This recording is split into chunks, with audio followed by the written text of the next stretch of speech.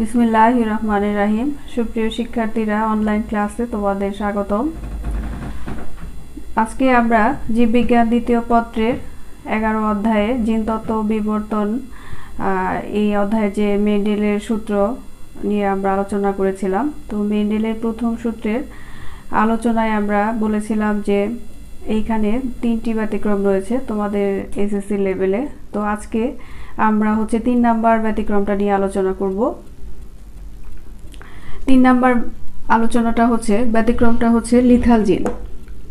এই যে লিথাল জিন, আমরা জানি মেন্ডেলের প্রথম সূত্রে ফিনোটাইপিক অনুপাত মেন্ডেলিয়ান যে অনুপাতটা সেটা 3:1।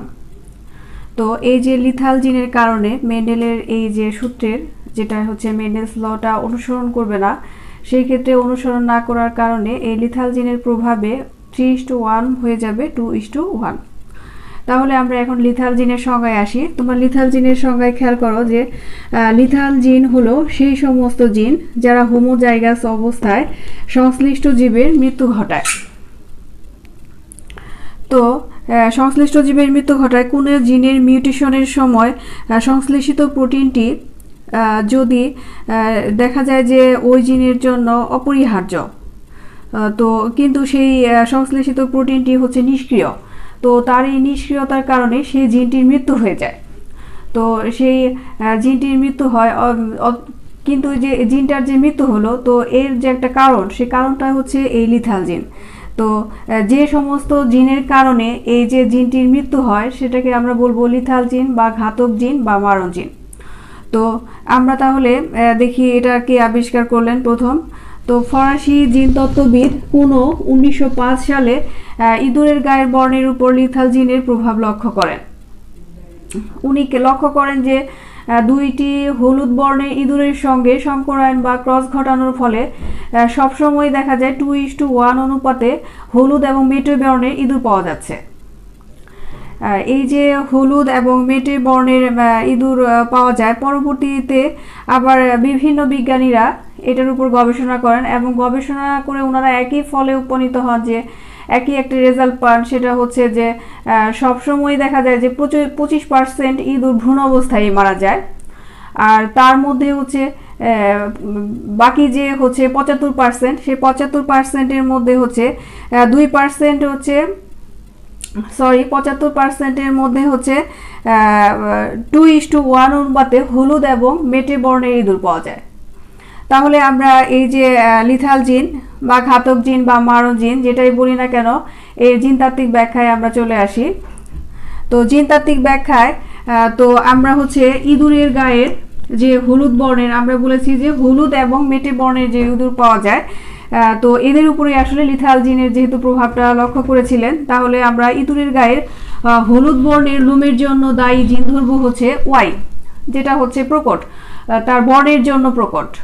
আর ইঁদুরের গায়ের মেটে বর্ণের লোমের জন্য দায়ী জিন স্মল ওয়াই, যেটা প্রচ্ছন্ন, এটা তার বর্ণের জন্য প্রচ্ছন্ন। তো আমরা যদি এই যে হলুদ এবং মেটে বর্ণের লোমের ইঁদুরের সঙ্গে ক্রস ঘটাই, তাহলে আমরা দেখতে পাবো যে ফার্স্ট প্যারেন্টে পুরুষ হলুদ ইঁদুর শঙ্কর এবং স্ত্রী হলুদ ও ইঁদুর সেটাও গিয়ে শঙ্কর। তো এদের জিনোটাইপটা তোমরা খেয়াল করো যে ক্যাপিটাল ওয়াই এবং কি আছে স্মল ওয়াই, এখানেও আছে ক্যাপিটাল ওয়াই স্মল ওয়াই। তো এই যে ক্যাপিটাল ওয়াই এবং স্মল ওয়াই, আমরা কিন্তু এইখানে আবার অন্য যে ব্যতিক্রমগুলো, সে ব্যতিক্রম থেকে আবার আলাদা একটা জিনিস দেখতেছি যে, আর আমরা সবসময় বলেও আসতেছি যে যখন আমরা ক্রস ঘটাবো বা সংকরায়ন করাবো, তখন অবশ্যই বিশুদ্ধ হোমোজাইগাস নিয়ে ক্রস ঘটাবো। পিতা এবং মাতা উভয়ই হবে বিশুদ্ধ হোমোজাইগাস। কিন্তু এইখানে আমরা কিন্তু এদের যে জিনোটাইপটা দেখতেছি, জিনোটাইপটা হেটেরোজাইগাস। তাহলে আমরা আবার একটু সংজ্ঞায় চলে আসি। সংজ্ঞাতে তোমরা খেয়াল করো যে লিথাল জিন হলো সেই সমস্ত জিন যারা হোমোজাইগাস। এই যে এইখানে হোমোজাইগাস, এই যে হোমোজাইগাসটা কথাটা, এই হোমোজাইগাসটাই এইখানে মানে বুঝার যে বিষয়টা অন্য যে বিগত দুইটা থেকে ব্যতিক্রমের থেকে এইখানে বোঝার বিষয়টা হচ্ছে হোমোজাইগাস।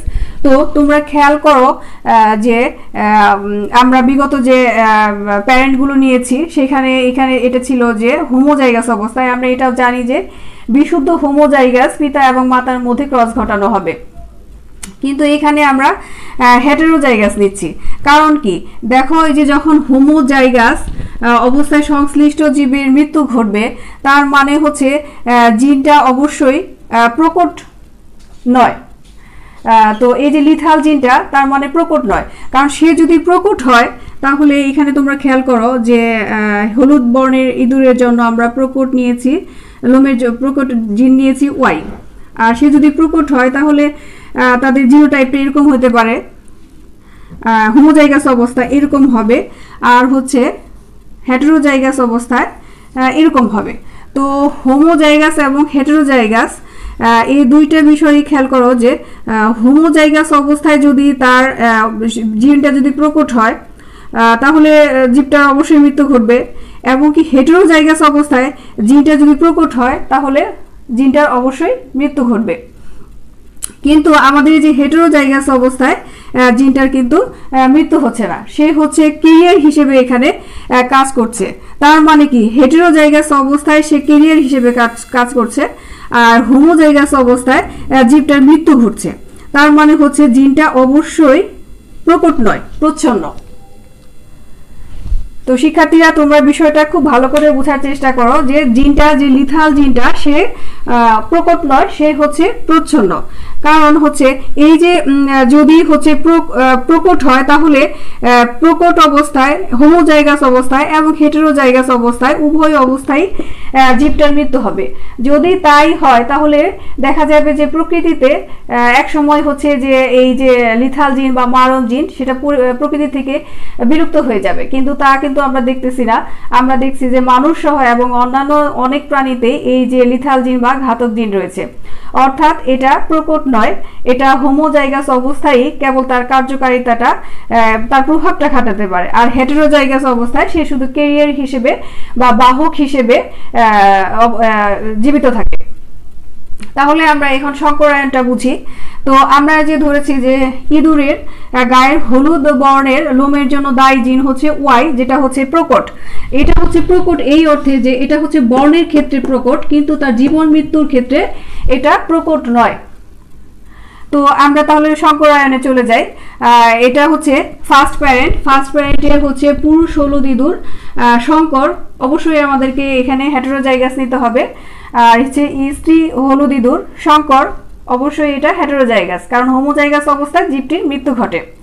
তো এদের জিনোটাইপটা তোমরা খেয়াল করো যে ক্যাপিটাল ওয়াই এবং small Y, capital Y small Y. আর গ্যামেট হচ্ছে আমরা জানি যে হ্যাপ্লয়েড। তো আমরা হচ্ছে এদের জিনোটাইপ থেকে যে গ্যামেটগুলো পাবো ক্যাপিটাল ওয়াই, পিতার পুরুষের ক্ষেত্রে ক্যাপিটাল ওয়াই এবং স্মল ওয়াই। ঠিক একইভাবে স্ত্রী হলুদের ক্ষেত্রে ক্যাপিটাল ওয়াই এবং স্মল ওয়াই।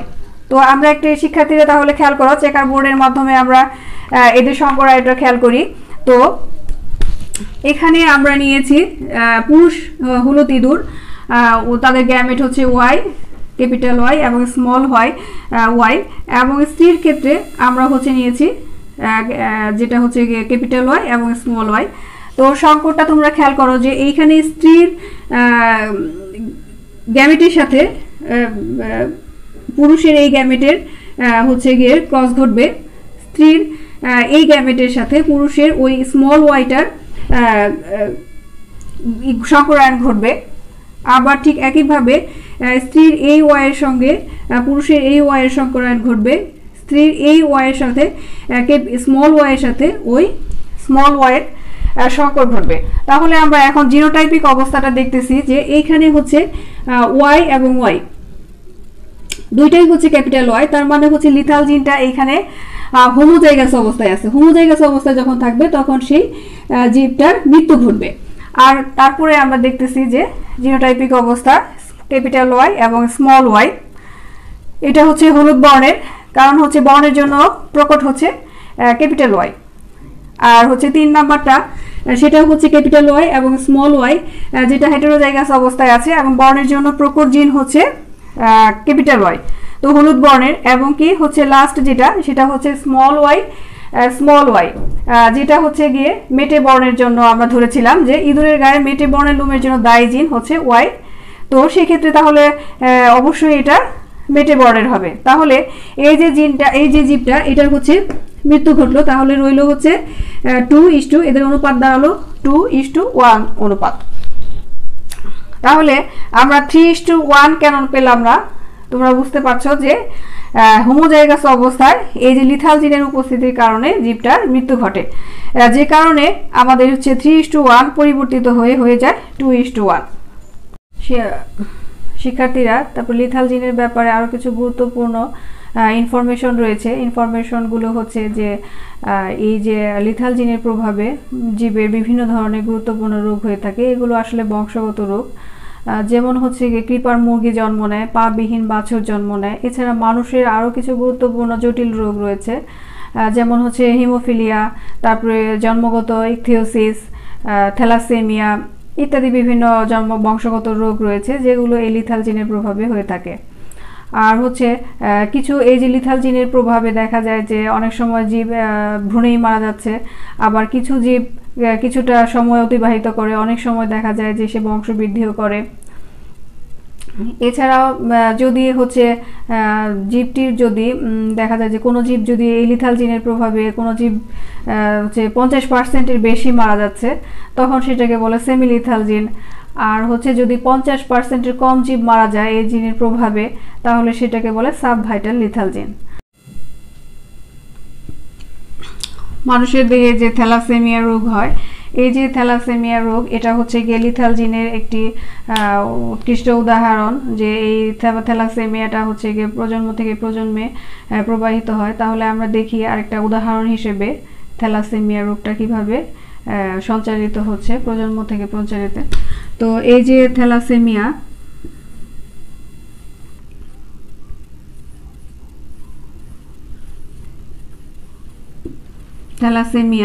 এই রোগের কারণে দেখা যায় যে রোগী হচ্ছে রক্তশূন্যতা বা অ্যানিমিয়া রোগে ভোগে। তো কেন রক্তশূন্যতা বা অ্যানিমিয়া রোগে ভোগে? আমরা জানি যে আমাদের দেহের রক্তের রং লাল হচ্ছে, আর আমাদের রক্তের রং হচ্ছে লাল। এই রক্তের হচ্ছে হিমোগ্লোবিনের কারণে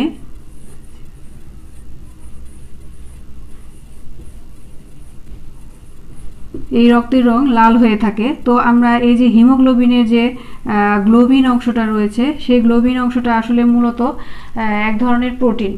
তো আমরা জানি প্রোটিন কি, যে অ্যামাইনো অ্যাসিড মিলে পলিপেপটাইড চেন তৈরি করে, এবং এই পলিপেপটাইড চেনটা আরও বড় আকার যখন ধারণ করে তখন সেটাকে আমরা বলি প্রোটিন।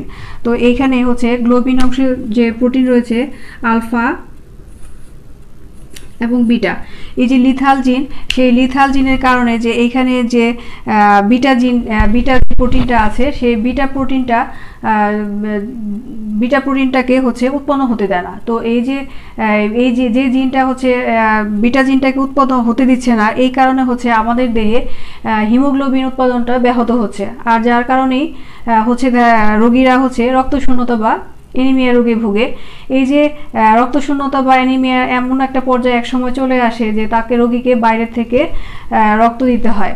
তাহলে আমরা দেখি এই জিনতাত্ত্বিক ব্যাখ্যাটা, এটা কিভাবে প্রজন্ম থেকে প্রজন্মে হচ্ছে প্রবাহিত হয়। তো আমরা জানি যে মানুষের দেহে 23 জোড়া ক্রোমোজোম রয়েছে। এই যে 23 জোড়া ক্রোমোজোম রয়েছে, এই 23 জোড়া ক্রোমোজোমের 11তম যে ক্রোমোজোম রয়েছে, সেই 11তম ক্রোমোজোমে এই যে জিন হচ্ছে লিথাল জিনের যে প্রভাবটা, সেই লিথাল জিনের প্রভাবে এই যে বিটা যে উৎপন্নটা, সেই বিটা উৎপন্নটা ব্যাহত হয়।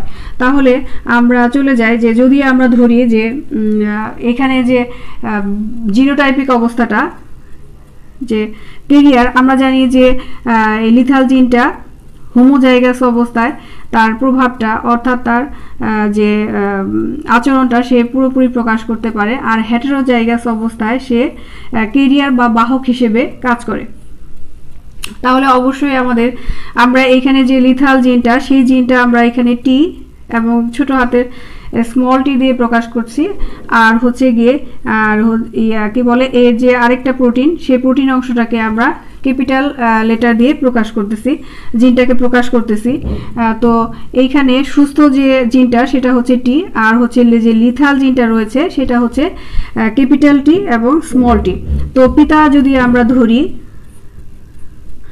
আর হচ্ছে গিয়ে মাতা যদি ধরি, এরা উভয়ই সুস্থ, কিন্তু এরা উভয়ই হচ্ছে ক্যারিয়ার, লিথাল জিনের ক্যারিয়ার, অর্থাৎ হচ্ছে গিয়ে থ্যালাসেমিয়া রোগের যে জিনটা রয়েছে সেই জিনটা এদের ভেতরে রয়েছে, কিন্তু এটা সুপ্ত অবস্থায় রয়েছে, অর্থাৎ প্রচ্ছন্ন অবস্থায় রয়েছে, কিন্তু এরা উভয়ই সুস্থ রয়েছে। কিন্তু যদি দেখা যায় যে দুর্ভাগ্যক্রমে এই যে স্ত্রী, পুরুষ এবং স্ত্রী রয়েছে, এদের মধ্যে যদি বিয়ে হয় যে উভয়ই হচ্ছে ক্যারিয়ার, আসলে এই বিষয়টা দেখা যায় যে অনেক সময় যে বংশগত বা বংশের ভিতরে যদি এই ধরনের দেখা যায় যে বিয়ে হয়, কিংবা অনেক সময় দুর্ভাগ্যক্রমে দেখা যায় যে বংশ না, সেক্ষেত্রেও হয়ে যায় যে উভয় থ্যালাসেমিয়া রোগের বাহক, কিন্তু সে হচ্ছে গিয়ে প্রচ্ছন্ন অবস্থায় রয়েছে, তারা নিজেরাও জানে না যে তারা থ্যালাসেমিয়ার বাহক। তো এই যে পুরুষ যদি এখানে থ্যালাসেমিয়ার বাহক এবং স্ত্রীও বাহক, তো এদের মধ্যে যদি আমি হচ্ছে গিয়ে ক্রস ঘটাই, তাহলে যে জন কোষগুলো আমরা পাবো সেটা হচ্ছে গিয়ে এখান থেকে হচ্ছে পাবো টি টি, অর্থাৎ হচ্ছে যে লিথাল জিনটা যেটা, আর যে সুস্থ জিনটা এই গ্যামেটটা পাবো। আর হচ্ছে স্ত্রীর ক্ষেত্রেও ঠিক একইভাবে টি এই জনন কোষ এবং এই যে এই জনন কোষ। তো এদের মধ্যে ক্রস ঘটালে দেখা যাবে যে এই যে থ্যালাসেমিয়ার যে বাহক জিনটা, এইটার এই গ্যামেটের সাথে যদি মিল হয়, স্ত্রীর এই গ্যামেটের যদি মিল হয়, তাহলে আমরা পাবো টি টি, এবং অর্থাৎ উভয়টি হচ্ছে গিয়ে এইখানে হচ্ছে গিয়ে থ্যালাসেমিয়ার যে বাহক জিনটি সেটা হচ্ছে পাবো। এরপর ঠিক একইভাবে যদি এই পুরুষের এই গ্যামেটের সাথে স্ত্রীর এই গ্যামেটের মিল হয়, তাহলে আমরা পাবো ক্যাপিটাল টি স্মল টি এবং ক্যাপিটাল টি। ঠিক একইভাবে পুরুষের এই গ্যামেটের সাথে যদি স্ত্রীর এই গ্যামেটটির মিল হয়, তাহলে আমরা পাবো টি এবং টি। আর ঠিক একইভাবে এই গ্যামেটের সাথে যদি স্ত্রীর এই গ্যামেটের মিল হয়, তাহলে আমরা পাবো টি এবং টি। তাহলে প্রিয় শিক্ষার্থীরা, তোমরা খুব ভালোভাবে খেয়াল করো যে এই যে ক্রস ঘটানো হলো, উভয়ে কিন্তু সুস্থ ছিল, কিন্তু উভয়ে তারা ক্যারিয়ার ছিল। আর আমরা জানি যে এই লিথাল জিনটা সে হোমোজাইগাস অবস্থায় তার বৈশিষ্ট্য প্রকাশ পায়, কিন্তু হেটেরোজাইগাস অবস্থায় সে হচ্ছে বৈশিষ্ট্যতা প্রকাশ পায় না, কারণ সে হচ্ছে প্রচ্ছন্ন জিন। তাহলে তোমরা দেখো যে এইখানে যে নতুন যে সন্তানের জন্ম হলো, তো এই যে পিতামাতা ক্যারিয়ার পিতামাতার সন্তানের যে জন্ম হলো, তাদের ক্ষেত্রে দেখা যাবে যে উভয় জিনটি হচ্ছে লিথাল জিন। এইখানে এই যে এই জিনটা হচ্ছে গিয়ে জিনোটাইপিক যে অবস্থাটা, এটা হচ্ছে হোমোজাইগাস অবস্থায় রয়েছে, যার কারণে এই যে এই সন্তানটি মৃত্যু ঘটবে, মৃত সন্তান হবে।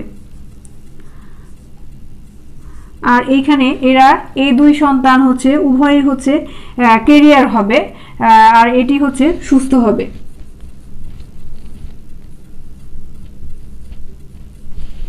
আর এরা হবে বাহক।